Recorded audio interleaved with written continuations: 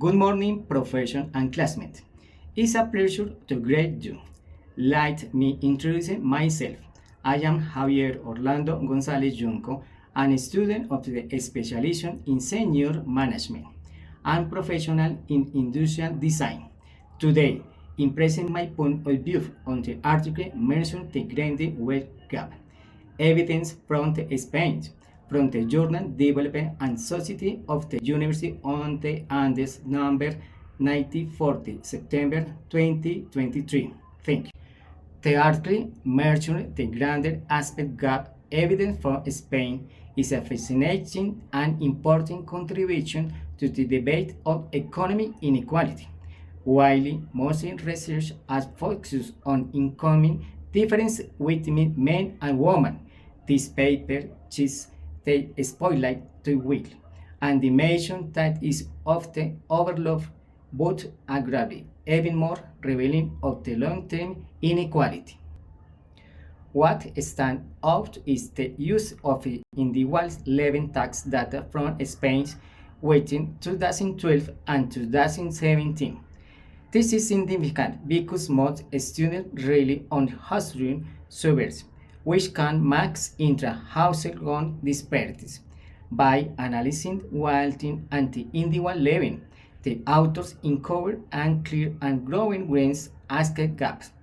Men consistently hold more assets than women, particularly in equity and product companies, which are crucial for wealth accumulation over time. The paper also highlights how historical and legal context shapes these inequalities. For decades, Spanish civil laws restricted women's ability to own, manage, or inherit property. Even though reforms in the late 20th century and the 2007 equality law improving women's rights, the legacy of exclusion continues to influence today's wealth distribution. This historical perspective adds deeper to the analysis, showing that inequality is not just economic, but also institutional and cultural. Another key insight is the difference in asset composition. Men are more likely to hold risky, high returns investments, while women portfolios are more conservative. This reflects broader debates about risks, aversion, and financial decision making, and is raising questions about how social norms and labor market dynamics shape investment behavior. Main result: men hold about 57% of the wealth analyzed, while women hold 43%. The wealth gap increasing in absolute terms during the period studied. The biggest difference appears in business holding and productive capital. Wealth concentration.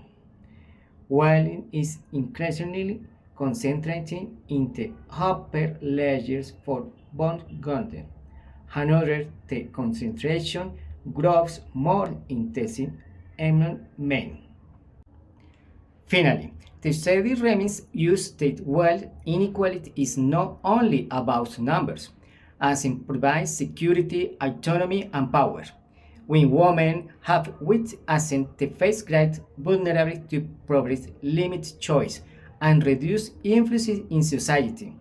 Closing the grand wealth gaps is therefore not just an economic issue, it's a matter of social justice and equality. In conclusion, this paper is waking up a call.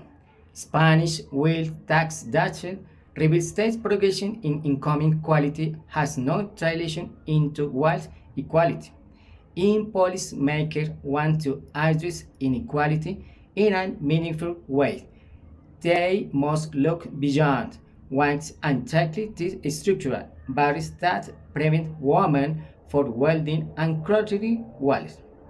This reason is a crucial step in making those disperse visible, and visibility in the first step to change. Thank you.